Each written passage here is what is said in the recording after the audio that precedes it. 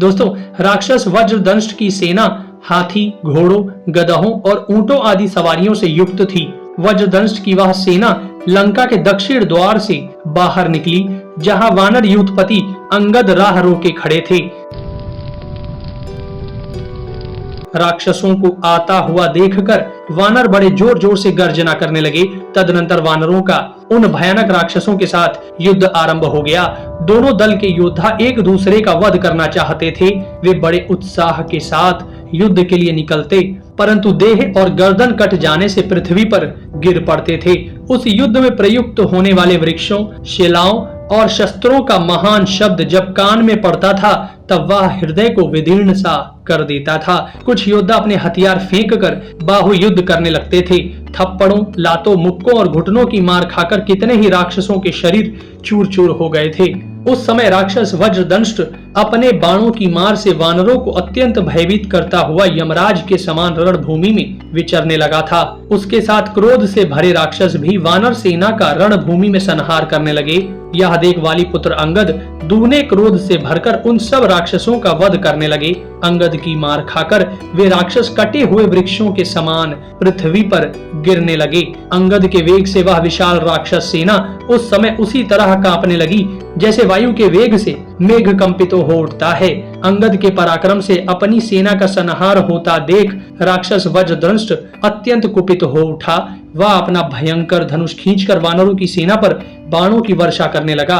उसके साथ अन्य प्रधान शूरवीर राक्षस भी रथों पर बैठकर संग्राम भूमि में युद्ध करने लगे। वानरों ने भी जो विशेष शूरवीर थे, वे सभी वानर सब ओर से एकत्र हो हाथों में शिलाएं लिए जूझने लगे। उस समय राक्षसों ने उन मुख्य वानरों पर हजारों अस्त्र शस्त्रों की वर्षा की। वानरों ने भी राक्षसों पर अनेकानेक पर्वत, वृक्ष और बड़ी बड़ी शिलाएं गिराईं। शूरवीर वानरों और राक्षसों का वह युद्ध उत्तरोत्तर बढ़ता गया। किन्हीं के सिर फूटे, किन्हीं के हाथ और पैर कट गए और बहुत से योद्धाओं के शरीर रक्त से नहा गए। वानर और राक्षस दोनों ही दलों के लोग वहां धराशाही हो रहे थे। तत्पश्चात कुछ ही देर में वानर सैनिकों के प्रहार से पीड़ित हो सारी निशाचर सेना वज्रदंष्ट के देखते देखते भाग चली।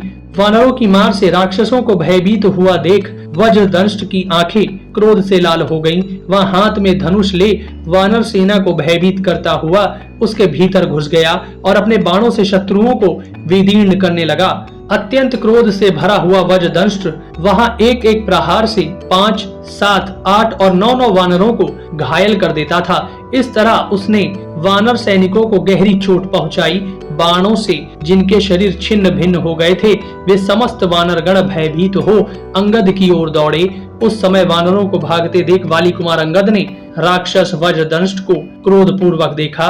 फिर तो अंगद और वज्रदंष्ट अत्यंत कुपित हो एक दूसरे से युद्ध करने लगे। वज्रदंष्ट ने अंगद को अपने बाणों से लहूलुहान कर दिया।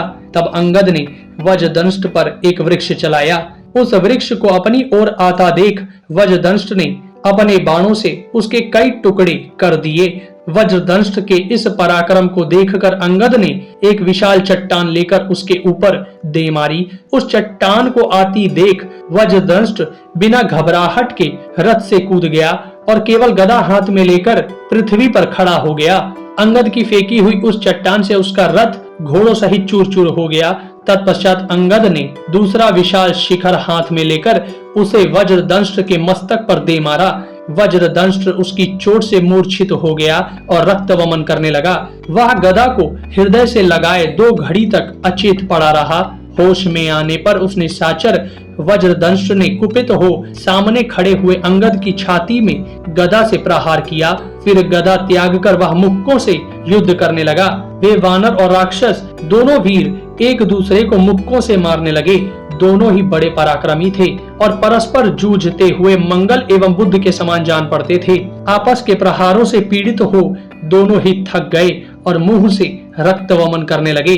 तत्पश्चात वाली कुमार अंगद एक वृक्ष उखाड़कर खड़े हो गए। उधर वज्रदंष्ट ने ढाल और तलवार हाथ में ले ली। उस समय परस्पर विजय की इच्छा रखने वाले दोनों वीर गरजते हुए एक दूसरे पर चोट करने लगे। दोनों के घावों से रक्त की धारा बहने लगी।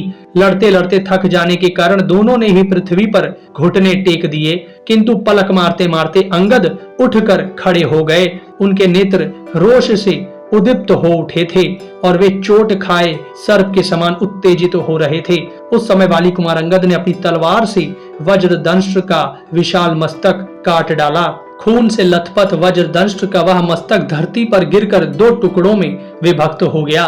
वज्रदंष्ट्र को मारा गया देख राक्षस भय से अचेत हो गए।